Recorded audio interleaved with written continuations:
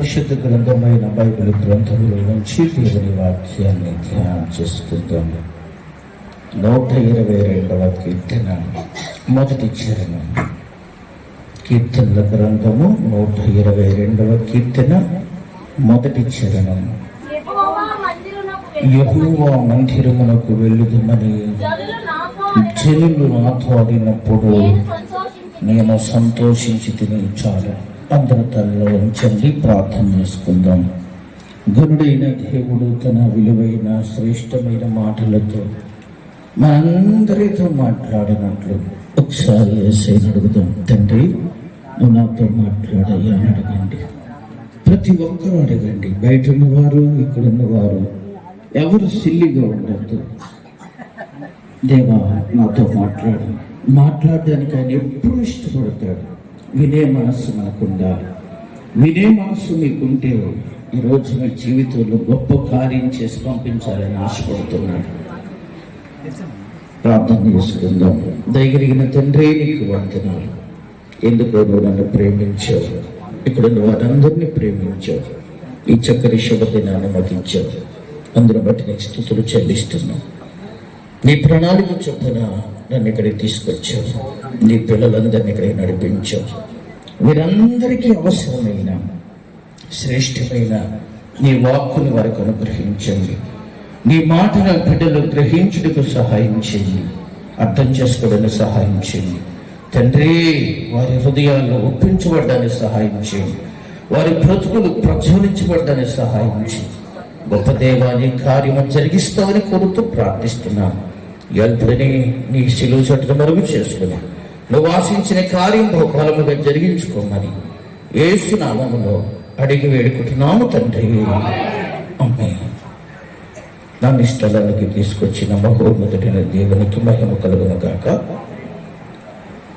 మరి ఈ విధముగా ఈ పెంట ప్రాంతానికి, ఈ పరిచర్యలోనికి నన్ను ఆహ్వానించిన దైవ సేవకులు మరి తిమోతయ్య గారికి, రూపా తిమోతి గారికి నా ప్రత్యేకమైన వందనాలు. అలాగే పెద్దలు రావు గారికి నా వందనాలు. అలాగే ఈ చక్కటి వార్షికోత్సవ కూటానికి ఆసక్తితో వచ్చిన దైవ సేవకులకి, అలాగే విశ్వాస బృందములకు నా ప్రత్యేకమైన వందనాలు. అందరు ఇక్కడ ఉన్నారండి. మీరు వందనానికి ఏం చెప్పాలి? అది రైట్. వందనానికి ప్రతి వందనము చెప్పటం అనేది ఏమంటారు దాన్ని? సంస్కారం. రైట్, మంచిది. అలాగే నా బంధు చక్కని మాటలు అందించిన తమ్ముడు భక్సింగ్ని బట్టి వారికి కూడా నా వందనాలు తెలియచేస్తున్నారు.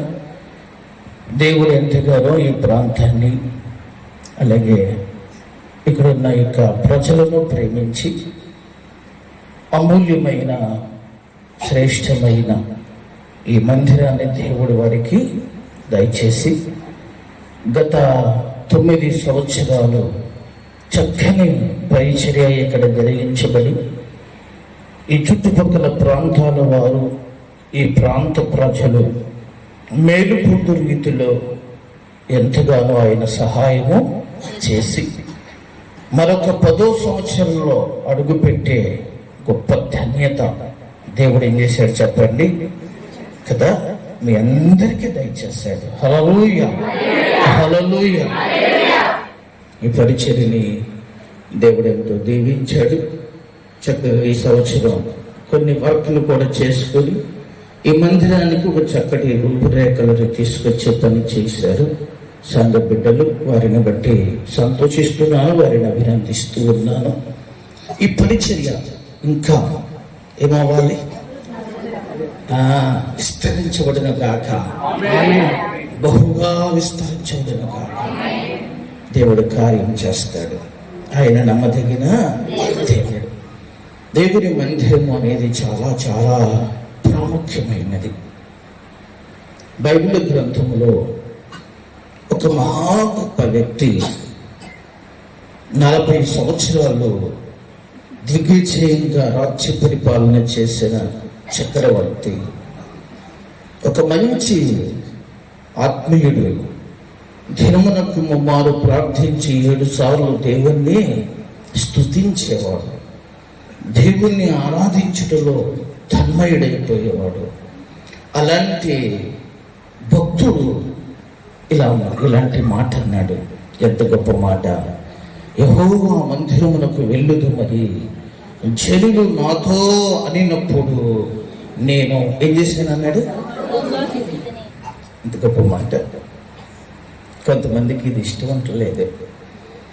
మందిరానిక వద్దులే, మందిరానిక వెళ్ళొచ్చులే, మందిరానిక ఇటు నువ్వు కూడా వెళ్ళిపోతావా? కొంచెం మా భాష వేరుగా ఉంటుంది, మీ భాష వేరు. జిల్లాల దాటి వచ్చేసాం. మీరు పొద్దున బయలుదేరి వచ్చారేమో కానీ మేము నిన్న పొద్దున బయలుదేరాం. రైట్, కొంచెం భాష తేడా వచ్చినా మీరు కొంచెం ఏం చేసుకోండి. ఏమన్నా అప్పుడప్పుడు ఒకవేళ మీ మాట వస్తే రావచ్చు. నా దగ్గర కూడా మీ బ్యాచ్యే, మీ ఊరు వాళ్ళే ఉన్నారు. ఇక్కడి నుంచి వచ్చేసిన వాళ్ళే. మా చర్చి వెనకాల ఒక రూమ్ ఉంటుంది, చర్చిని చూసుకుంటూ ఉంటారు ఒక ఫ్యామిలీ. వాళ్ళు చర్చిలోనే ఉంటారు, వాళ్ళ నా వెనకాల తిరుగుతూ ఉంటారు. కాబట్టి కొంచెం నాకు కూడా వస్తుంది ఏ భాష రావచ్చు. మంచిది, కొంచెం అర్థం చేసుకోండి. ఇదేమైనా కొన్నిసార్లు మందిరం అనేటప్పుడు కొంతమందికి ఏంటి చెప్పండి, ఒక చులకన భావన. నువ్వు కూడా దిగిపోయావా, నువ్వు కూడా వెళ్ళిపోతున్నావా, ప్రతి వారం వెళ్ళాలా, వెళ్ళాల్సినంత అవసరం ఏమన్నా ఉందా? చాలా కూలిపోతుంది వాళ్ళ, లేకపోతే వాళ్ళ చాలా ముఖ్యమైన రోజు, చుట్టాలు వస్తున్నారు. ఇలాగ చాలాసార్లు ఏమండి ఈ ఆలోచనలు వచ్చినాయా? ఒక్కోసారి రిచ్గా ఉన్నవాళ్ళు, భాగ్యవంతులు, ఒక మంచి కుటుంబంలో ఉన్నవాళ్ళు, వాళ్ళ దృష్టిలో దేవుని మందిరం అంటే కొంచెం చెప్పండి చులకన కదా. ఈరోజు మీరు గమనించండి, ఒక ఉన్నతమైన స్థితిలో ఉన్న ఆయన, సన్నిధిలో ఉన్న విలువలను అనుభవిస్తున్న ఆయన, ఒక గొప్ప వ్యక్తి చెబుతున్నాడు.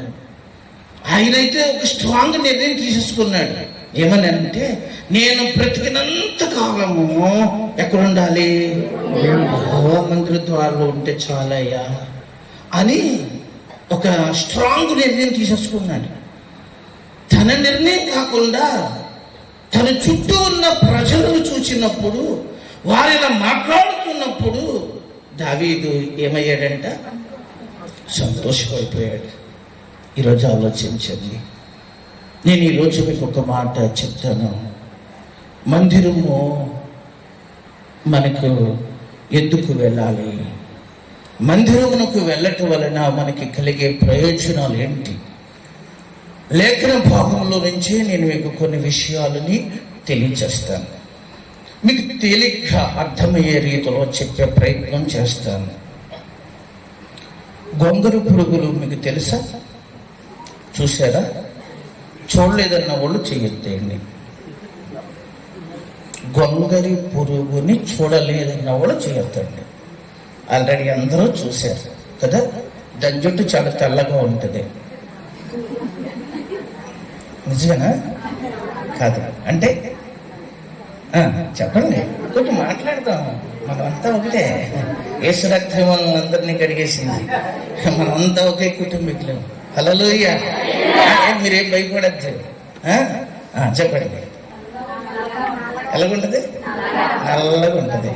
దాని కాళ్ళు ఎలాగుంటుంది చూసారా? చూడలేదా? నీ పాదం ఎంత సుందరమో ఒక్కసారి నా మీద పెట్టు అనంటే, గులాబీ కలర్లో చక్కగా కనపడతాయి. దేని కాళ్ళు? దాని కళ్ళు చాలా బ్లాక్ అండి. కానీ దాని యొక్క స్వభావం చాలా, దాని బ్రతుకుని 4 దశలుగా చెప్పచ్చు. దేని గురించి కదా? గొంగళి పురుగుల గురించి చెప్పాలి అని అంటే 4 దశలు ఉంటాయి దానికి. ఒకటి గుడ్డు దశ. ఏంటి చెప్పండి? రెండవది పురుగు దశ. మూడవది గూడు దశ. నాలుగవది సీతాకోక చిలుక దశ. దేంట్లో? గొంగళి పురుగుకి 4 దశలు ఉన్నాయి. మొదటిది గుడ్డి దశ, రెండవది పురుగు దశ, మూడవది గూడు దశ. దీన్నే ప్యూబా అంటారు, కూడా ప్యూబా దశ అంటారు. జాగ్రత్తగా గమనించండి. 4వది వచ్చేటప్పటికి ఏ దశ? చీతాకోక చిలుక. మానవునికి కూడా 4 దశలు ఉంటాయి. మనిషికి కూడా ఎన్ని దశలు ఉంటాయి? ఎన్ని చెప్పండి? మొదటిది బాల్య దశ, రెండవది యవన దశ, మూడవది నడి వయసు, 4వది వృద్ధాప్యం. కదా, ఎన్ని దశలు ఉన్నాయి? పురుగు ఎన్ని ఉన్నాయి? మనకెన్ని ఉన్నాయి? అందుకే బైబిల్లో ఏమన్నా రాయబడింది అని అంటే, పురుగు వంటి యాకోబు అన్నాడు. ఎవరంట? యాకోబుని ఏమన్నాడో తెలుసా? పురుగు వంటి యాకోబు. దేవుడు మనిషిని పురుగుతోనే ఏం చేశాడు చెప్పండి? పోల్చాడు. ఒక మాట చూపిస్తాను. ఇదేంటి ఎక్కడి నుంచో వచ్చాడు ఈయన పురుగు అంటున్నాడు మనల్ని? మేమేం తెల్లగా ఉన్నాం, ఎర్రగా ఉన్నాం, మేము సూపర్, మేము పెద్ద రిచ్ అనుకుంటారు కదా. అందుకే ఒక వచనాన్ని చూపిస్తాను నీకు. హబక్కూకు గ్రంథం 1వ అధ్యాయం 14వ వచనాన్ని చదువుదాం. ఏలిక లేని చేపలతోను పాపు పురుగులతోను నీవు నరులను సమానముగా చేసేటివి. చాలు. అక్కడ మరి రాయబడింది చెప్పండి. చేపలతోను, తర్వాత ఏలిక లేని, ఏంటంటే అట్లకి ఏమి లేదు, ఏలిక లేదు. ఏలిక లేని చేపలతోను ప్రాకు పురుగులతోను ఏం చేశావు? పోల్చావు అన్నాడు. అర్థం మీకు ఇక్కడ? అంటే అక్కడ ఎందుకు ఈ మాట మాట్లాడాడు ఏలిక లేదు అని అంటానికంటే, ఒకప్పుడు ఏదైనా తోటలో ఉన్నప్పుడు మానవుడికి దేవుడే ఏమై ఉన్నాడు? యజమానుడుగా ఉన్నాడు. ఎప్పుడైతే దేవుని మాట మీరి వ్యతిరేకంగా పాపము చేశారో అప్పుడు దేవుని యొక్క అజమాయిషిలో నుంచి వీళ్ళు ఏం చేయబడ్డారు? బయటికి వెళ్ళిపోయారు. ఇప్పుడు వీళ్ళకి ఏమి లేదు, ఏలేవాడు కదా. గమనించండి, అలాంటి జీవిత విధానంలోనికి మానవుడు వెళ్ళిపోయాడని అక్కడ మాట చెబుతున్నాడు. ఏలిక లేని చేపలు, ఏలిక లేని ఎవరు? పురుగులతోను. ఏ పురుగులు? ప్రాకు పురుగులతో ఏం చేయబడ్డారు? మీరు పోల్చబడ్డారు అన్నాడు కదా. అందుకని ఇక్కడ మనం గుర్తించాలి, మనం ఎవరము కదా. దేవుని వాక్యములు ఇంకొక మాట చెప్తాడు. ఏమన్నా తెలుసా? అగ్ని ఆరదు, పురుగు సావదు అన్నాడు. ఎవర పురుగు?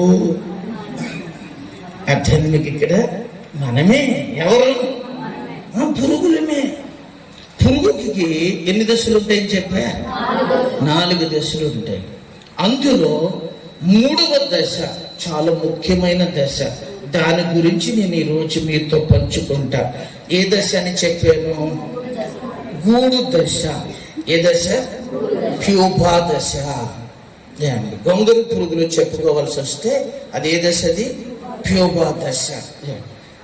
దాని నోటమ్మట ఒక ద్రవకం వచ్చిన తర్వాత ఆ ద్రవకం అంతటితో ఒక మూలన ఏం చేస్తుంది?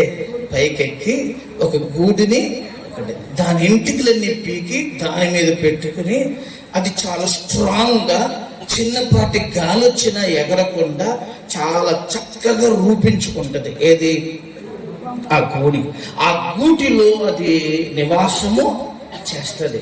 ఆ తర్వాత దాని ఎంటుకలని ఊడిపోయి దాని స్వభావం మొత్తం పూర్తిగా కోల్పోయి ఏదో ఒక మూలన చిన్న రంధ్రం చేసుకొని అది మరలా అందులో నుంచి ఏం చేస్తుందో తెలుసా? సంపూర్ణమైన ఆకారాన్ని ధరించుకొని అది బయటికి వస్తుంది. అది బయటికి వచ్చినప్పుడు దాని స్వభావం మొత్తం మారిపోద్ది. దేని స్వభావం? అంతకు ముందు అది గొంగరు పురుగు, తర్వాత అది ఎలా మారింది? సీతాకోక చిలుకగా మారింది. గొంగరు పురుగు స్వభావము ఎవరు ఇష్టపడరు? ఇష్టపడతారా? దాన్ని ఏమన్నా మెచ్చుకుంటారా? ఎవరైనా చేతుల మీద వేసుకుంటారా? పోని బొగ్గ మీద ఎక్కించుకుంటారా? అండి, ఎందుకు? అది చూస్తేనే ఆటోమేటిక్గా మనకి ఏమొచ్చేస్తుంది? ఒక రకమైన ఎలర్జీ వచ్చేస్తుంది దేన్ని చూసేటప్పటికి. అంతే కదా, జాగ్రత్తగా మీరు గమనించండి. అదే సీతాకోక చిలుకను చూసినప్పుడు ఎంత అందంగా ఉంటుంది. చిన్న పిల్లలు ఆ సీతాకోక చిలుకలు ఎగురుతూ ఉంటే చూసి అట్లు పట్టుకోవడానికి ప్రయత్నము చేస్తారు, చాలా ఇష్టపడతారు. అవి ఈ చెట్టు నుంచి ఆ చెట్టుకి వెళ్ళి మకరాలను అంటించి చెట్టులు పువ్వులు పూయడానికి, ఫలించడానికి ఎంతో ఉపయోగం. సీతాకోక చిలుకలో ఉన్న గొప్పతనాలు చెప్పుకోవాల్సి వస్తే చక్కని విషయాలు ఉంటాయి. నేను ఇవన్నీ చెప్పట్లేదు, కానీ ఇక్కడ ఒక విషయాన్ని గుర్తుపెట్టుకోండి. గొంగరు పురుగులాగా ఉన్న, చెప్పండి, ఆ స్వభావము ఎలా మారింది? సీతాకోక చిలుకల. అది ఏ దశలో మారింది? గూడు దశలో మారింది కదా. ఇప్పుడు మందిరము మానవ జీవితానికి ఎలాంటిది అని అంటే ఒక గూడు అన్నమాట. ఇప్పుడు మీరందరూ ఎక్కడికి వచ్చారో తెలుసా? ఎక్కడికి వచ్చారు? ఒక గూట్లోకి వచ్చారు. అంతకు ముందు మీరెవరో కొంచెం చెప్పండి. గుడ్లో నుంచి పురుగులోకి వచ్చారు కదా.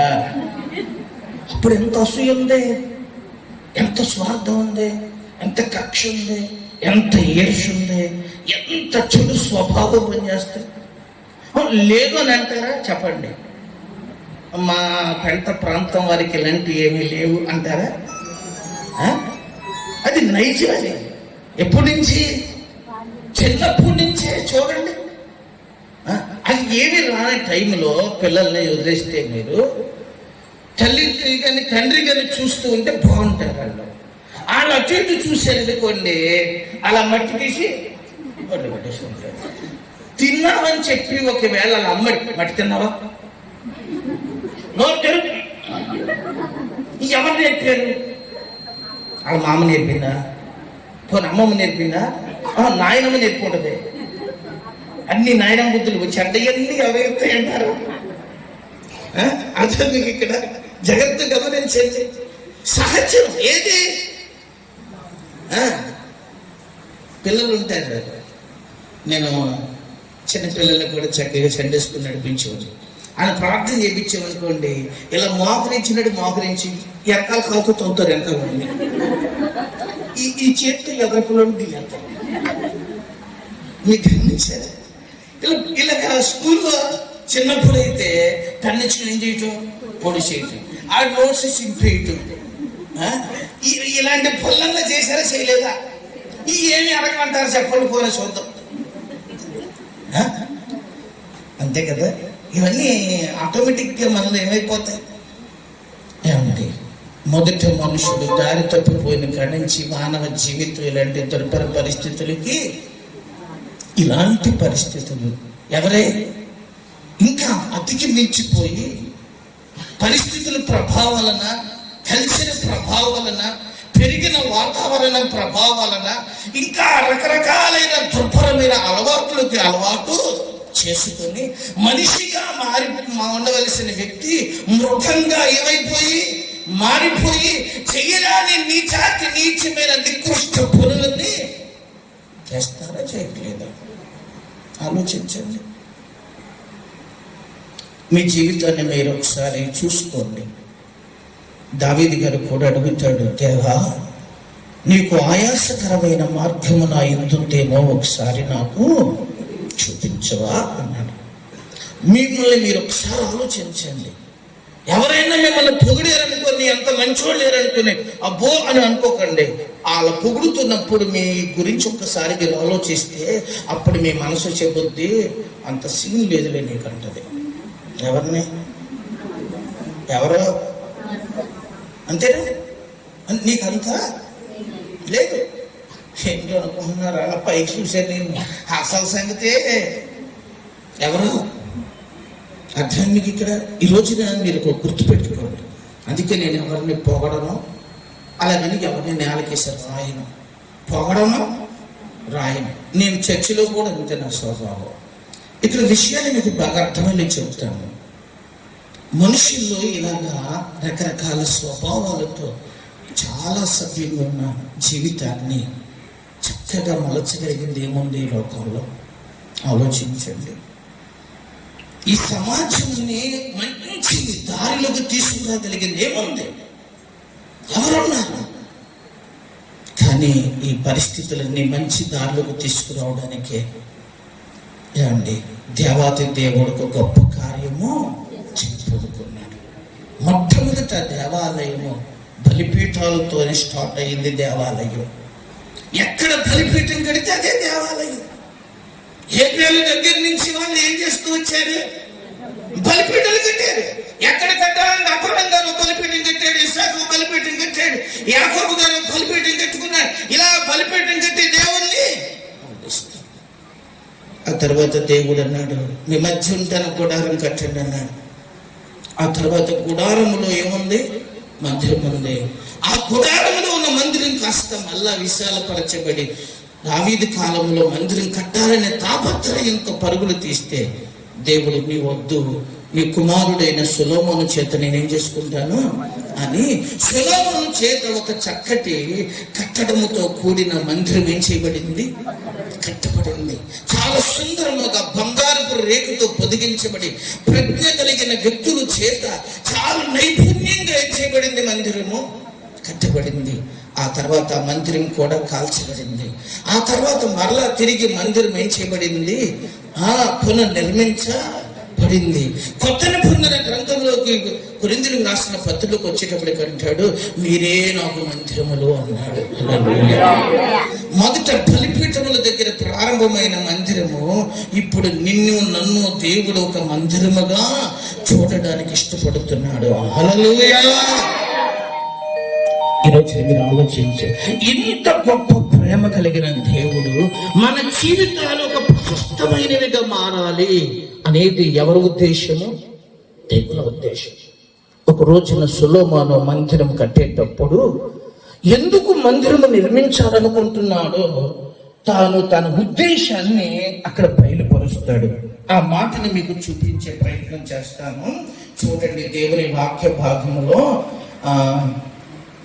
దినవృత్తాంతముల గ్రంథము, 2వ దినవృత్తాంతముల గ్రంథము,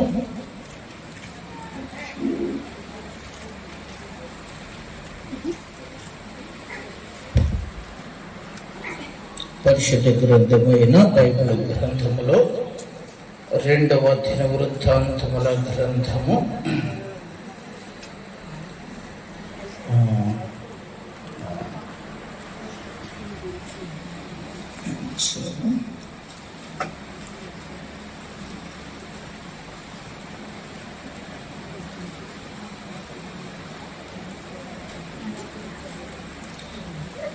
6వ అధ్యాయము పరిశుద్ధ గ్రంథమైన బైబిల్ గ్రంథంలో దానికి ముందు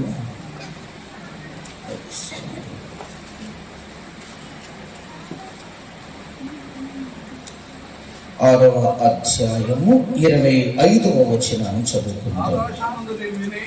ఆకాశమందును విని నీ జనులైన ఇశ్రాయేలులు చేసిన పాపములను క్షమించి వారికి వారి పితరులకు నిలిచిన దేశమునకు వారి మరలా రప్పించుదువు. చాలు. మందిరము నిర్మించబడటం గొప్ప కోసం కట్టుకోవట్లా, పేరు కోసం కట్టలేదు. ఆనాడు బాబేలు గోపురం కూడా దేనికోసం కడదాం అనుకున్నారు? పేరు సంపాదించుకుందాము అని కట్టాలనుకున్నారు. సొలొమోను మందిరం నిర్మించేటప్పుడు ఆయన ఇలా మాట్లాడుతున్నాడు, ఆకాశమందు నీవు విని నీ జనులైన ఇశ్రాయేలులు చేసిన పాపములను క్షమించి, అంటే దేవునికి మనిషికి వచ్చిన గ్యాప్ని, ఆ వ్యతిరేకతను, ఆ పాపమును తీసివేయడానికి ఎక్కడికి రావాలి? మందిరానికి రావాలి. నీ మందిరములోనికి ప్రజలు వచ్చినప్పుడు ఆ ప్రజలు పాపముల నుంచి ఏం చేయబడాలి? ఏం చేయబడాలి? విమోచింపబడాలి. పాపము నుంచి మనుషులను విమోచించడానికే ప్రభు అయిన యేసు ప్రభు ఈ లోకానికి వచ్చి ఒక యజ్ఞ పశువుగా కలువరి శిలువలో ఆఖరి పొట్టు వరకు రక్తాన్ని వచ్చాడు. యేసు నామములో తప్ప ఏ నామములోనూ పాపికి క్షమాపణ లేదు. పేతురు యోహాను నొక్కి ఒక్కరానించి చెప్పాడు. శాస్త్రులు, ప్రధాన యాజకులు ఎంత గొప్ప మంది ఉంటే వాళ్ళందరి ముందు చెప్పాడు, ఈ నామములో తప్ప అన్నారు.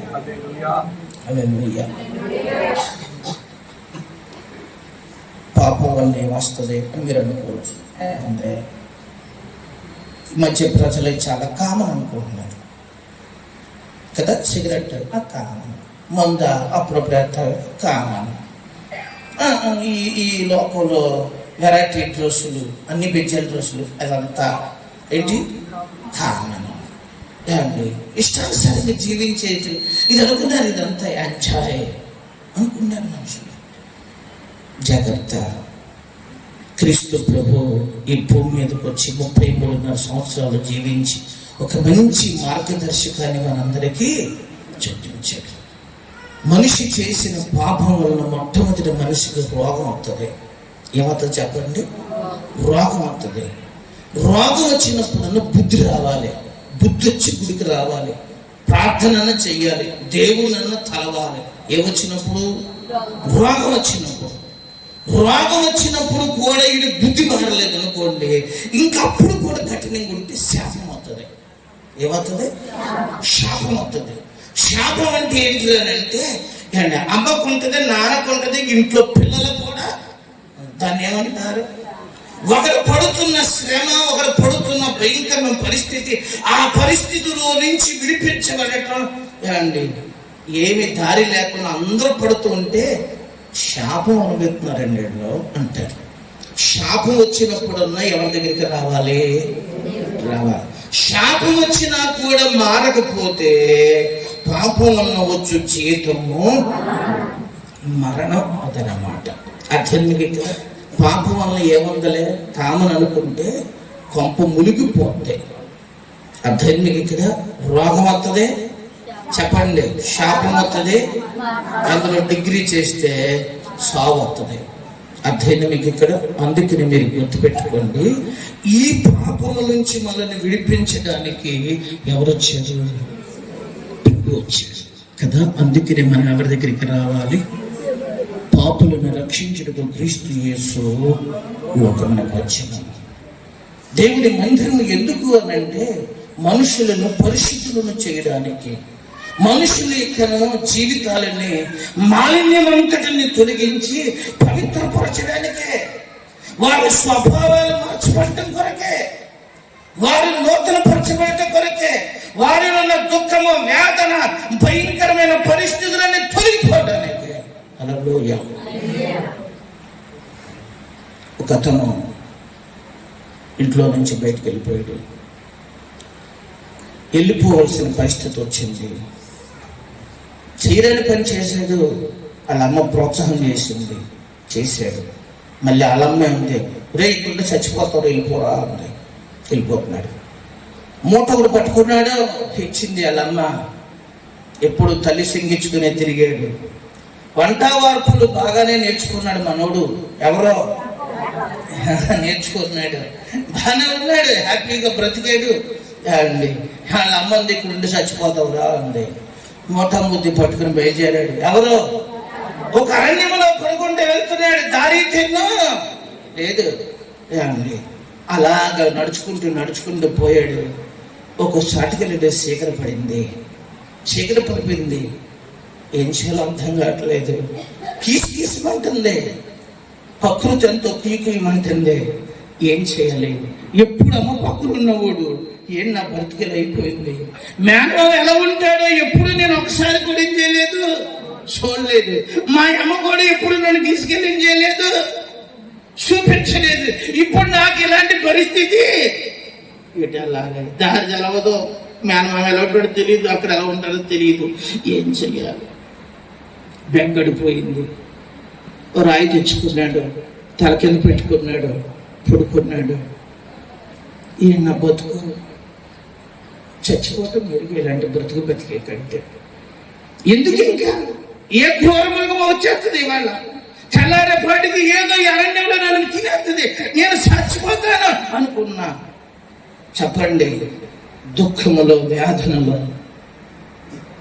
ఒక నిచ్చెన కనపడుతుంది, భూమి మీద నుంచి పైకి కనపడుతుంది. పైనుంచి ఒక స్వరం పడుతుంది,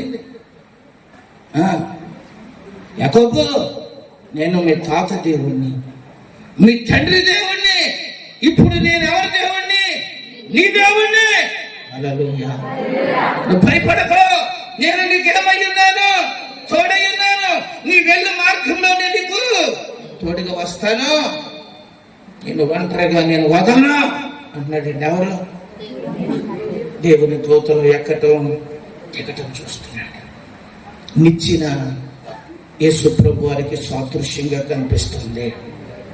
యేసు ప్రభు వారు మానవుడికి, పరిశుద్ధ దేవునికి మధ్యవర్తి అయ్యాడు. ఆ పైన ఎక్కుతూ దిగుతున్న వారు దేవుని సేవకులు. సంఘంలో ఉన్న వేదన, సంఘంలో ఉన్న కష్టాలన్నీ పట్టుకుని ఎవరి దగ్గరికి? దేవుని దగ్గరికి వెళ్తాం.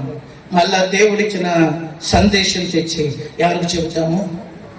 అర్థానికి ఇక్కడ ఎవరికి నొప్పి కలగాలని చెప్పము. దేవుడు మాకు ఏది చెబితే అదే. మీ కష్టాలన్నీ మాతో చెప్పుకుంటారు, అవన్నీ తీసుకెళ్ళి ఎవరికి చెబుతాము? ఈ దైవ సేవకులు అదే చేస్తాము. హల్లెలూయా. అర్థానికి ఇక్కడ జగత్తును మీరు గమనించండి. ఆ రోజున యాకోబు పరిస్థితి ఎలా ఉంది చెప్పండి. చాలా భయంకరమైన సిచ్యువేషన్లో ఉన్నాడు, దుఃఖములో ఉన్నాడు, బాధలో ఉన్నాడు. కానీ దేవుని ప్రత్యక్షత దొరికింది. ఆ కింద ఒక మాట రాస్తాడు, ఏమన్నా తెలుసా? లేచి ఏమండి, ఈ స్థలము ఇది దేవుని మందిరము. ఏమన్నాడు చెప్పండి? ఇది దేవుని మందిరం. చదువుతారా దేవుని వాక్యములో? భయంకరము. ఇది దేవుని మందిరమే కానీ వేరొకటి. హల్లెలూయా.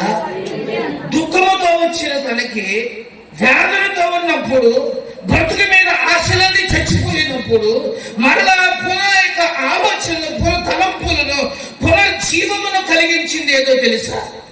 చెప్పండి, దేవుని. హల్లెలూయా. ఆ స్థలమే దేవుని మందిరం. ఆ మందిరములోకి వెళ్ళినప్పుడు తన దోషములన్నీ క్షమించబడ్డాయి. తన దోషములన్నీ క్షమించబడిన తర్వాత తనకు ఒక నిశ్చయిత కలిగింది, నెమ్మది కలిగింది, భవిష్యత్తుగా ఆలోచన దొరికే ఆధారాలు. హల్లెలూయా. మందిరానికి రాకముందు ఎంతో మంది బతుకులు అలాగే ఉంటాయి తెలుసా? 3 మంది లోపల ఉన్నారు. వార్తలు ఏంటున్నారు చూడండి. ఒక పిల్ల ఒక అపార్ట్మెంట్ నుంచి దూకేసింది హైదరాబాద్లో. యవనస్తురాలు, ఇంజనీరింగ్ చదివే పిల్ల. దూకేశాడు. ఒక లెటర్ రాసింది, ఈ జీవితం నాకు నచ్చలేదని. దానికి ఎవరు చచ్చిపోతారా చెప్పండి? పెద్ద గ్రాములు ఎవరైనా అలా చచ్చిపోతారా? ఎందుకు చచ్చిపోయింది? అంతే. చిన్న సమస్యలు కూడా ఏం చేయలేకపోతున్నారు చెప్పండి? తట్టుకోలేరు. అదే మందిరంలో ఒకరా? అదే దేవుని మందిరంలో ఒకరా? దేవుని మందిరంలో దేవుని వాక్యం నీతో మాట్లాడుతున్నప్పుడు నీకు ఎన్ని కష్టాలు ఉన్నా, ఎన్ని బాధలున్నా అన్ని మరిచిపోయి ఆయన మందిరంలో నువ్వు ఆనందిస్తావు. చాలా సంతోషపడతావు. ఆ చర్చిలో ఒక అమ్మాయి ఉంది, చాలా అప్పులైపోయాడు, చాలా నలిగిపోతుంది. దేవుని వాక్యం చెప్పి ధైర్యపరిచాను. ఆమె వెళ్తుంది, నాకు ఇప్పుడు చాలా ధైర్యం వచ్చిందండి. అప్పులు ఇప్పుడు ఎవరు వచ్చినా ఎలా చెప్పాలో సమాధానం చెప్పుకుంటానండి. ఎవరిచ్చారు ధైర్యం? ఎగ్గొట్టను. నేను ఇవ్వాల్సిన టైంలో ఏం చేస్తాను? ఇస్తాను. అలాగే వాళ్ళందరి దగ్గరికి వెళ్ళి, ఇదిగోండి నేను అసలు ఇవ్వలేదు, అసలు ఇస్తాను, వడ్డీ నేనేం చేయలేను అని ఒక్కొక్కరికి తీసుకెళ్ళి ఇచ్చేస్తే వాళ్ళు ఏమన్నారో తెలుసా? అమ్మా కొంతమంది అసలు ఇవ్వలేదమ్మా, నువ్వు అసలన్నా ఏం చేసావు, నాకు ఇచ్చావు, దేవునికి స్తోత్రం అని వాళ్ళ కోసం ప్రార్థన చేసి వచ్చింది. వాళ్ళ మళ్ళీ ఏం చేశారో తెలుసా? ఇదిగో బట్టలు కొనుక్కో అని ఒకళ్ళు, కొంతమంది గాజులు వేయించుకుని ఒకళ్ళు, ఎవరికి హల్లెలూయా అండి. దేవుని మందిరంలోకి వస్తే ఆశలు శ్రీకరించబడతాయి, దోషము తొలగించబడినప్పుడు, భారం నీ మీద పోయినప్పుడు, పాప బంధకములు నీలో నుంచి తొలగించబడినప్పుడు, నువ్వు దేవుని మందిరంలో ఉంటే ఒక ప్రశాంతమైన పరిస్థితి నీ జీవితంలో ఒలివ మొక్కలు హ్యాపీగా బ్రతకాలనుందా? మీరు దేవుని మందిరాన్ని వదలకండి, దేవుని మందిరం పట్టుకోండి, ఆయన మందిరంలో పనిచేయండి. ప్రభు మీ జీవితంలో ఒక ప్రశాంతమైన జీవితాన్ని మీరు ఏం చేయగలరు? అనుభవించగలరు. సెకండ్ మాటను గుర్తు చేస్తాను. 2వ దినవృత్తాంతాల గ్రంథాన్ని ముయ్యకండి, 6వ అధ్యాయంలో 27వ వచనం చదువుదాం. ఆకాశమందున్న నీవు ఆలకించి నీ సేవకులకు, నీ జనులకు ఇశ్రాయేలీయులు క్షమించి వారు నడవవలసిన మంచి మార్గము వారికి బోధించి చాలు. ఏమనుంది అక్కడ?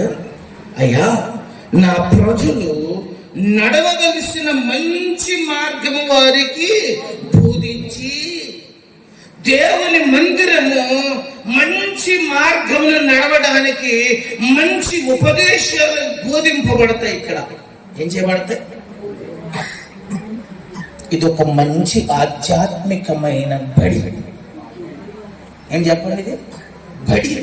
పిల్లలకు బడి ఉంది కదా, స్కూల్ ఎంత ముఖ్యమో, ఇది పుట్టినది మొదలుకొని చచ్చే వరకు ప్రతి ఒక్కరిని ఆధ్యాత్మికంగా ఏం చేసేది? మంచి నడకలను అలవర్చేది బడి. ఏది అంటే ఇది. హల్లెలూయా.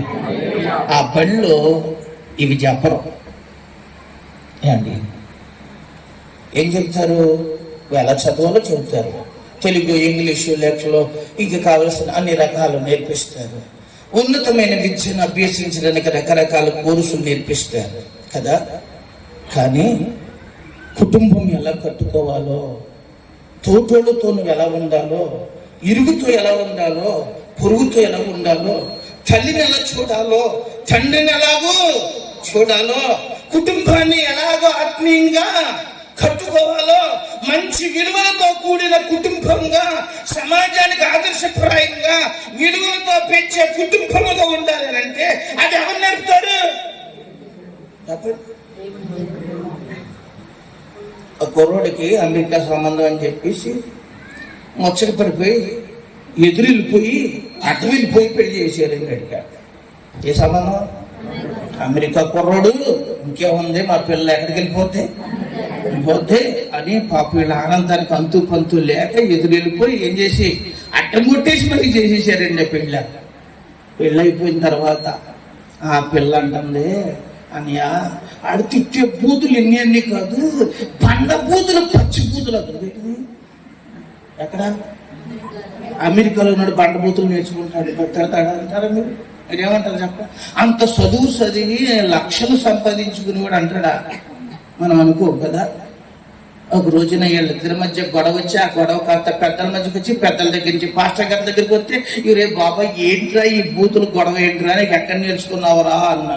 నేను గూగుల్లోనూ ఏంటి యూట్యూబ్లో నేర్చుకున్నాను అన్నాడు. ఇది కొబ్బరి ముంచేసింది చూసారా? అది ఏమండి, బయట సంస్కారం చదువు ఎంతున్నా దైవికమైన చదువు లేకపోతే వాళ్ళ జీవితాలు అలా దుర్భరంగానే ఉంటాయి. ఈ మందిరం ఎందుకు అనుకున్నారు? ఉస్పత్ కాదు, ఇది ఒక మంచి బడి.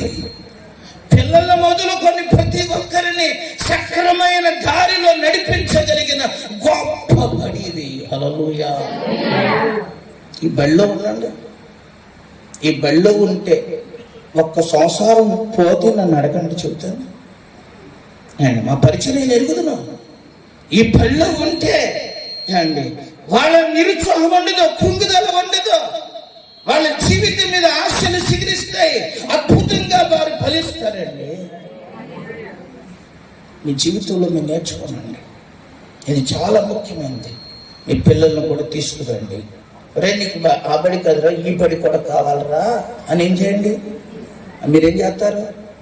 పిల్లలు వద్దులేండి మాస్టర్ గారు, వాళ్ళు ఎందుకండి, ఏం చేస్తారు, వచ్చి పడుకుంటారా అండి అంతేరా. మమ్మల్ని మా నాన్న నేను పుట్టేటప్పటికి అది తెలుసుకున్నాడు. చిన్నప్పటికి తీసుకుపోయేవాడు ఎక్కడికి. ఫస్ట్ నా ప్రార్థన ఏంటో తెలుసా? అమ్మని కాపాడు, నాన్న కాపాడు, పాస్టర్ గారిని కాపాడు, ఇలాగ ఎంతమంది పేర్లు ఉన్నాయో చుట్టాల పేర్లు వీళ్ళందరి పేర్లు పెట్టి ఏం చేసేట్టుగా ప్రతి దానికి వెనకాల తగిలిచ్చేస్తాను. ఏంటది? కాపాడు, తగిలిచ్చేస్తామే. ఈ ప్రార్థన నాకు నేర్పిన ప్రార్థన. ఏది? ఎప్పుడు మోకరించి ప్రార్థన, కుటుంబ ప్రార్థన అన్న పొద్దున్నే వరుస రౌండ్ వేసేస్తాను. మళ్ళీ ఎప్పుడంటే అప్పుడు వేసేదిగా. ఆదివారం కూడా తీసుకుపోయేవాళ్ళు. ఆదివారం తీసుకుపోతే అప్పుడు ఆరాధనలో నిలబడి ఆరాధన కాకుండా ఒకళ్ళు ఏం చేసేవాళ్ళు, ఆరాధించేవాళ్ళు, ఒక్కొక్కళ్ళు ప్రార్థన చేస్తారు. ఈ చర్చిలో ఎంతమంది ఉంటే 20 మంది ప్రార్థన స్తుతించుతారన్నమాట. ఆయన ఈ వారం అంతా కాపాడినందుకు తండ్రి స్తోత్రం. ఒక్కొక్క భక్తులు ఇంకా ఆత్మలు ఉచ్చి వచ్చేసిన వాళ్ళు శరణం పాడి మళ్ళీ ఏం చేసేవాళ్ళు వీళ్ళు. ఇది ఖచ్చితంగా గంట పట్టేది ఈ ఆరాధన అయ్యేటికి. ఈ ఆరాధన అంతసేపు నేనేం చేయాలి? నా ప్రార్థన ఎంతసేపు 5 నిమిషాలు ఉంటుంది. అయిపోయేది. అయిపోతే బుర్ర మీద కొట్టి సెకండ్ రౌండ్ వేసేసేవాడిని. అయిపోయిందని తలకాయ పైకెట్టండి, మళ్ళీ బుర్ర మీద కొట్టి మళ్ళీ 3వ రౌండ్ వేసేసేవాడిని. ఇక 3వ రౌండ్ వేసాక ఉండేవాడిని, లేకపోతే బాగా గుర్తు. అర్థం ఇక్కడ అంటే నేను ఇక్కడ చెప్తున్నాను. అలాగూ దేవుని సన్నిధిలో సాగిన మమ్మల్ని అందరినీ దేవుడు గొప్ప పరిచర్య చేయడానికి మమ్మల్ని నిలబెట్టాడు. మా ఏరియాలో జోసఫ్ రాజు గారి పిల్లలు యేసు ప్రభుని పోలి నడుస్తారు అని చెబుతారు. ఆడవాళ్ళు చర్చికి వెళ్ళడానికి ఏం చెబుతారు తెలుసా? మీరు గుడికి వెళ్ళాల్సి వస్తే జోసఫ్ రాజు గారు వాళ్ళ చర్చికి వెళ్ళాలని అంటారు. ఎందుకో తెలుసా? వాళ్ళ బోధ ఎలాగుంటుందో వాళ్ళ బతుకు ఎలాగుంటుంది. అలా ఇది ఎలా వచ్చింది నాకు? ఇప్పుడు ఏ బడిలో ఉన్నాం మేము? బయట డిగ్రీలు పెద్దేం లేవు, కానీ ఎక్కడున్నాయి? చిన్న బైబిల్ గ్రంథం చదివితే ఏమీ తెలియదు అనుకుంటారు చాలా మంది. బైబిల్ చదువుకుంటే ఏమవుతుంది? ప్రపంచంలో ఉన్న అన్ని విషయాలు తెలుసుకోవచ్చు. పక్షుల గురించా, జంతువుల గురించా, మృగముల గురించా, ఎన్ని టైప్ ఆఫ్ వ్యక్తులు మనస్తత్వాలు ఉన్నాయా, ఇవన్నీ నేర్చుకోవచ్చు. ఎక్కడ? నేను సైకాలజీ నేర్చుకున్నాను. అప్పుడు నాకు అనిపించింది అసలు దానికంటే గొప్ప సైకాలజీ ఎక్కడ తెలుసుకోవచ్చు తెలుసు? అసలు బైబిల్ చదివితే వచ్చేద్దాం. మనకి మనస్తత్వాన్ని ఈజీగా పరిష్కరించవచ్చు. ఈ రోజున మీరు ఆలోచించండి, దేవుని పిల్లలుగా గొప్ప బడి ఏది అని అంటే ఏది చెప్పండి? ఏది? ఎక్కడ ఉండాలి? మీ పిల్లలు ఎక్కడ ఉండాలి? కొట్టోళ్ళు అనుకోకండి, తీసుకొచ్చి ఇక్కడ వదిలే. రేపు పొద్దున వాళ్ళే ప్రయోజకులైపోతారు. సండే స్కూల్ పంపించండి, మీరు రండి, కూర్చోండి, వాళ్ళని బాల్యం నుండి దైవికంగా పెంచండి. యవ్వనం అయిపోయింది, మీరు భయపడరు, టెన్షన్ పడరు. నా పిల్లలు సత్యమును అనుసరించి నడుచుచున్నారని వినటి కంటే నాకు సంతోషము ఏముందయ్యా అని లేదా? యోహాను గారు గాయము గురించి ఈరోజు మీరు ఆలోచించండి. మేము పిల్లల్ని ఒక దైవికంగా పెంచేస్తే మీరు తీసుకెళ్ళి ఎక్కడైనా పడేయచ్చు, ఎక్కడైనా పడేయచ్చు. మా పెదనాన్నగారు, మా చిన్నాన్నగారు, మా తాతగారు ముగ్గురు కూర్చొని ఇప్పుడే మనం ఏదో చర్య తీసుకోవాలరా, నాగేశ్వరరావు పిల్లల్ని పాడు చేసేస్తున్నాడు, ఆడు మెడలో సంచేసి తిరుగుతుంది కాక ఇప్పుడు వీళ్ళని కూడా ఏం చేసేసి ఎలాగున్నాడు, మెడలో సంచేసి తిప్పేసి ఎలాగున్నాడు రా అని చెప్పి వాళ్ళు ముగ్గురు మీటింగ్ పెట్టేసుకున్నారు. ఎవరు? మా తాతగారు 3 నామాలు పెడతారు. శివాలయానికి నిర్మాత కూడా అయినాయి. మూడు నాలుగు అడిగితే ఇప్పటికి ఆయన పేరు ఏం పేరు 111 అండి అని చెబుతారు. 111 112 ఎవరైనా అడగకుండా మళ్ళీ ఇక్కడ విషయం చెబుతాను.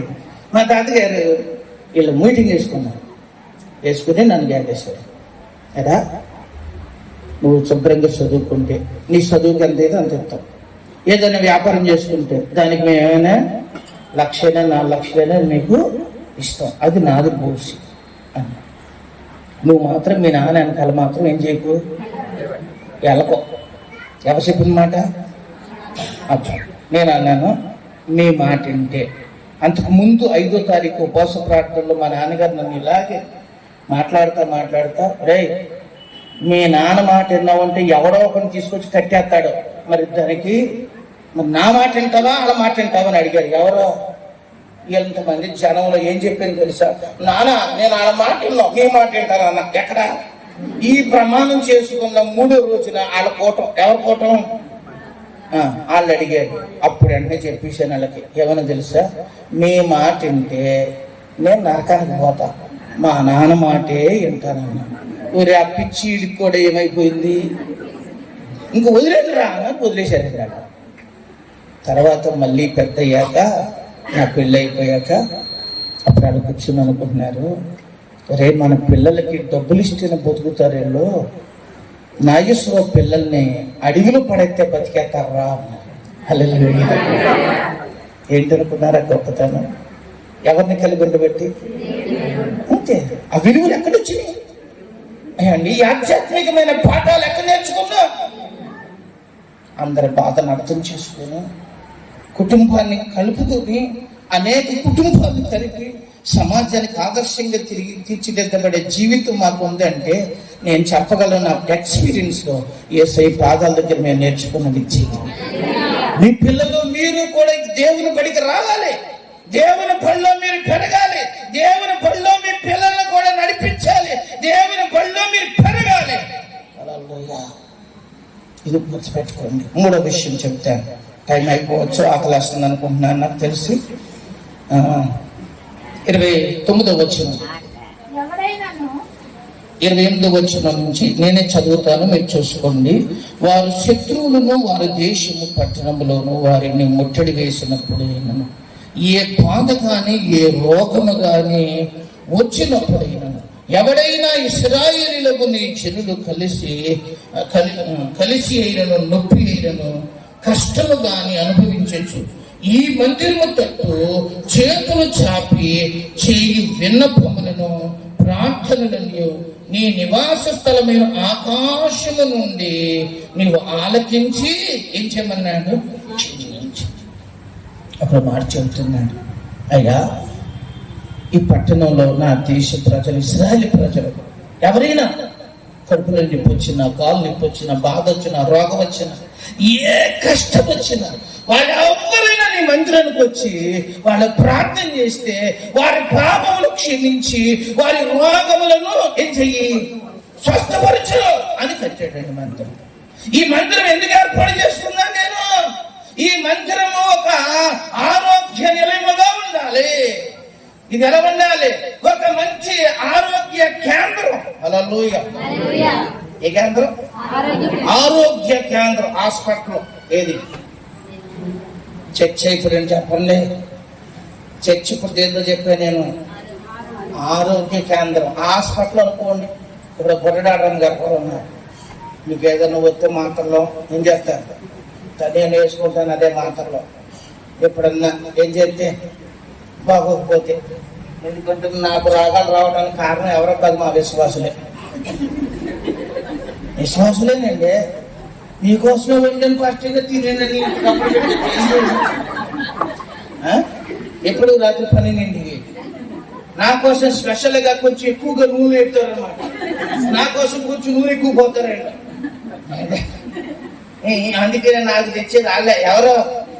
అప్పుడు అందుకని చాలా సార్లు మానేస్తాను, లేకపోతే టేబుల్ పెట్టక్కర్లేదు, అయ్యారు బొచ్చ మీద పెట్టేది. ఇక్కడ విషయం మీరు జాగ్రత్తగా గమనించండి. మనకు స్వస్థత ఎక్కడ దొరుకుతుంది? బయట మందులు ఉన్నాయి, కానీ కొన్ని రోగాలకి బయట కూడా ఎక్కడ మందు దొరకదు. చావు శరణం కాదు. ఎవరున్నారో తెలుసా?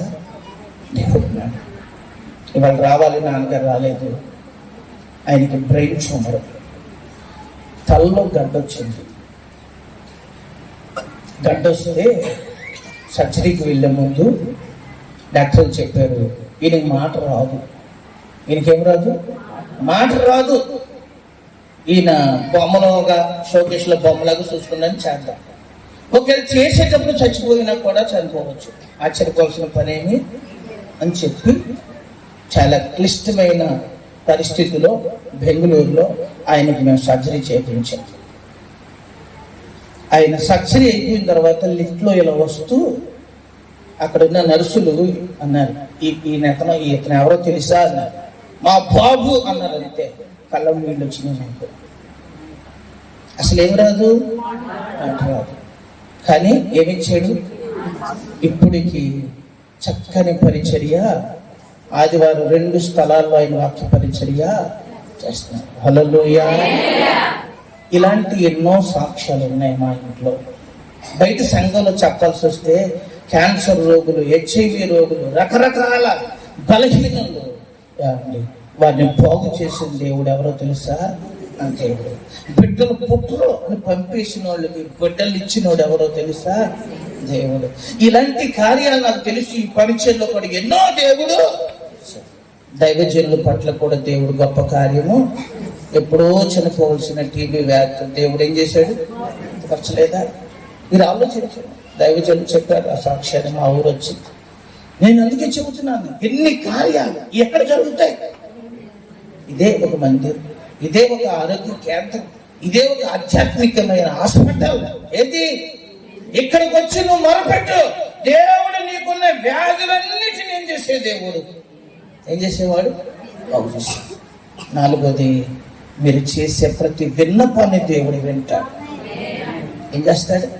కష్టముందా? ఎవరు చెప్పుకుంటారు? ఎవరింటారు? కొన్ని బాధలు ఎవరెండవు, భర్త కూడా ఎండవు, నాకు తెలుసు. వింటాడా? ఎప్పుడు రోగిష్టి మొక్కని ఇంటికి వచ్చి కూర్చూరు మొక్క వేసుకుని కూర్చుంటా, చెప్పలేదు సావలేదు అంటాడు. ఎవరు? మరి అలాంటప్పుడు ఇంకెవరు చెప్పుకుంటారు? అక్క మాట మీరు ఆ గొలుసు ఈ గొలుసు అంటే మా మగవాళ్ళు అందరూ కలిసి ఇదే బదులు సముద్రంలో దూకేచ్చవే. అందుకే పెద్దోడు చెప్పారా, సముద్రం వల్ల ఈదొచ్చు కానీ ఆనాడు తెలిసావగా. ఒకడికి అన్నాను, రే పెళ్ళొద్దురా అన్నాను. పెళ్ళొద్దురా అంటే అయ్యేమవుద్ది అన్నయ్య గారు, పళ్ళు లెగుతుంది కదా అన్నాడు. అంటాడు అనుకున్నాడు, ఇంకో 10,000 లెగుతుంది అనుకున్నాడు. ఆ పళ్ళు ఇంకో 2 పళ్ళు లెగుతున్నాయి. ఇప్పుడు అర్థమైంది మనవాడికి. ఎవరికి? నేను పెళ్లి చేసి వచ్చాను రే వాళ్ళ అని చెప్పాను అనుకోండి, అయ్యి బాబు అయితే ఇంకొకటి తగలడిపోయాడు అంటాడు. అడుగు. అంటే ఈ కుటుంబ జీవితంలో ఎన్నో కష్టాలు ఆడవాళ్ళకి మగవాళ్ళకి అన్ని ఉంటాయి. ఎవడు చెప్పుకుంటాడు? ఎవడింటాడో? ఎవడు ఒప్పు ఏంటాడో? అక్కడ ఉన్నాడు. మరిపెట్టుకో. వెంటనే ఆదరణ, వెంటనే నెమ్మది, వెంటనే దేవుడు సమాధానం ఇస్తాడు. హల్లెలూయా. మీరు ఆలోచించండి. ఇందాక మాట చెప్పా, గొంగర పురుగు ఎక్కడుంది? ఊళ్ళో ఉంది కదా. మీరు ఎక్కడికి రావాలి? ఊళ్ళోకి వస్తే మీరు చేతాకు సిలికైపోతారు. ఈ జీవితం ఇలా మారితే అండి, నువ్వు నీ జీవితం గుర్తుపెట్టుకోండి. పాపములకు క్షమాపణ దొరుకుతుంది దేవుని మందిరములో. ఏం దొరుకుతుంది? మొదటిది పాప క్షమాపణ దొరుకుతుంది. మంచి నడవడికలు నేర్చుకుంటావు నువ్వు దేవుని మందిరంలో. 3వది, దేవుని మందిరంలో స్వస్థత పొందుకుంటావు. 4వది, దేవుని మందిరంలో నీ అవసరాలు, నీ యొక్క కష్టాలకి జవాబులు. ఇంత గొప్ప అవకాశాలు ఎక్కడ దొరుకుతాయి? ఇంత గొప్ప ఛాన్స్ ప్రపంచంలో ఎవరిస్తాడు? అడగండి. ఎక్కడ దొరుకుతాయి? ఎక్కడ నేర్చుకోవచ్చు? తెలుసు. సమాజానికి, దేవుని మందిరానికి పెళ్లి ప్రజలు బాగుపట్ట ఇష్టం లేక ఎక్కిరిస్తారు, ఏళం చేస్తారు, పర్మిషన్లు అడుగుతారు, రకరకాల ఇబ్బందులు పెడుతున్నారు, సేవకులను ఇబ్బందులు పెడుతున్నారు. తెలుసు మీకు ఇవన్నీ ఎందుకు వస్తున్నాయో తెలుసా? మనం బాగుపడడం ఆడికి ఇష్టం లేదు. ఒకటికి ఎవడాడు వీళ్ళు బొగ్గర పురుగు లాగానే ఉండాలనుకుంటున్నాడు. వీళ్ళ బతుకంతా వీళ్ళు హానికరంగా ఉండాలి, అందరికి వీళ్ళు హాని చేస్తూనే ఉండాలి. వీళ్ళు ఏడ్చి ఏడ్చి ఏడ్చి సావాలని చూస్తున్నాడు ఎవడాడు. అవునా? అందుకనే ఇష్టపడతల్లా. కానీ ఇష్టపడకపోయినా కష్టమైన ఈ మందిరాలలో మీరు గడపగలిగితే మీరే ఒక చేతాకొక సిలుగులు. మీ జీవితం ప్రకాశవంతంగా అయిపోద్ది, ఆనందదాయకంగా అయిపోద్ది. అంతేకాదు ఒక రోజున మహిమ దేహముతో ప్రభు వస్తే మనం అందరికి ఏమైపోతాం చెప్పండి? పెంట గ్రామం నుంచి మీరు వచ్చేస్తారు, అప్పారపెట్టి నేను వచ్చేస్తాను. హల్లెలూయా. మా రావు గారు అయితే చెబుతారు, ఎవరో తెలుసా, ఇదిగో నేను సువార్తకి వెళ్తున్నాను, అటు నుంచి ఎలా వచ్చేస్తాను, ఇటు నుంచి ఎలా వచ్చి చెప్పేశారండి ఆయన. ఎవరో వాళ్ళ ఇంటికాడ ఆయన చెప్పేసి వచ్చి ఉంటారు, వాళ్ళు కూడా చెప్పేసి వచ్చి ఉంటారు. అమ్మ ఆంటీ గారు ఇట్లా ఒక విషయం చెబుతాను, జాగ్రత్తగా మీరు గుర్తుపెట్టుకోండి. మన అలాంటి ఎగిరి గంతే సాయంతో ఉండే ధన్యత ఎక్కడ దొరుకుతుంది కదా? అందుకని ఈరోజు ఆలోచించేద్దాం, మన జీవితంలో మంచి తీర్మానం చేసుకుందాం. దేవా, నీ మందిరములో గడుపుట ఎంత ధన్యత. దావీదు అందుకనే జనులు మందిరంకి వెళుదామన్నప్పుడు ఏం పడ్డాడంట? సంతోషపడ్డాడు. ఇప్పుడు దేవుని సన్నిధిలో మనందరము, దేవా నీ మందిరానికి వెళ్ళటం నాకు సంతోషం, నా బిడ్డలు నీ మందిరంలో ఉండాలి, నా కుటుంబం నీ మందిరంలో ఉండాలి, ఈ ఊరంతా నీ మందిరంలో రావాలి. అప్పుడే గొంగర పురుగులన్నీ పోయి సీతాకోశీలైపోతాయి. మేమందరము ప్రభు నీతో ఉంటాం. ఎందుకంటే మనిషి బ్రతుకు ఒక పురుగులండి బ్రతుకు. తండ్రి, ఈ పురుగు దేవా ఆ కూటిలో ఉన్నప్పుడే నాయన అది సీతాకొక చిలుకగా మారింది. ప్రభువా, నీ మందిరంలోకి వస్తున్నానయ్యా, నన్ను ఒక సీతాకొక చిలుకలాగా మార్చు ప్రభువా. దేవుని పాదాల దగ్గర ప్రార్థన చేస్తూ మోకరించండి. మోకరించగలిగే వారు మోకరించండి. చక్కగా దేవునితో మాట్లాడుకోండి. ఇప్పుడు దాకా విన్నావు, ఇప్పుడు దేవునితో చెప్పు, యేసయ్యా నీ మందిర విషయంలో నేను చులకనగా ఉన్నానేమో, చాలా సార్లు నీ మందిరానికి రావడానికి ఎన్నో వర్షం పెట్టుకున్నానేమో, చాలా సార్లు మందిరానికి రావడానికి వాయిదా వేసుకున్నానేమో, చాలా సార్లు మందిర విషయంలో నిర్లక్ష్యం చేశానేమో. అయ్యా తప్పైపోయిందయ్యా, బుద్ధి వచ్చిందయ్యా. ప్రభు పాదాల దగ్గర ప్రార్థన చేసుకోనండి. ప్రభు పాదాల దగ్గర ప్రార్థన చేసుకో.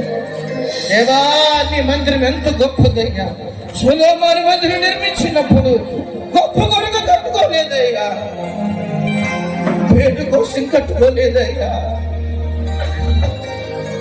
నా ప్రజల పాపములు పోవాలి, నా ప్రజల బ్రతుకులు చిగురించాలి, నా ప్రజల యొక్క వ్యాధులు తొలగిపోవాలి, నా ప్రజల గుండెల్లో నెమ్మది పుట్టాలి,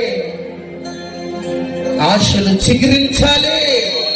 ఆశలు కోల్పోయిన వారి జీవితాల్లో నీ మందిరములు అడుగు పెడితే ఆశలు చిగురించబడతాయి, దోషములు తొలగించబడతాయి, మంచి నడవడికి వస్తుంది, నీ రోగములకు స్వస్థత కలుగుతుంది. అంత మాత్రమే కాదు, నీ ప్రార్థనలకు జవాబులు దొరుకుతాయి. యేసయ్యా, ఈ మందిరాన్ని దేవుడు అలాగ ఉంచును కాక, ఈ మందిరము అంతకంటే ఉన్నతమైన మహిమతో నింపబడును గాక, ఈ కార్యములన్నీ ఈ పరిచయలో జరుగును గాక, ఈ తిరగబడిన వారందరి బ్రతుకులో నీ కార్యము జరుగును గాక. ప్రతి ఒక్కరు ప్రార్థన చేసుకోనండి, ఒక మంచి తీర్మానం చేసుకోనండి. ప్రతి ఒక్కరికి మంచి తీర్మానం చేసుకుని ప్రభువు దగ్గర ప్రార్థన చేసుకుందాం.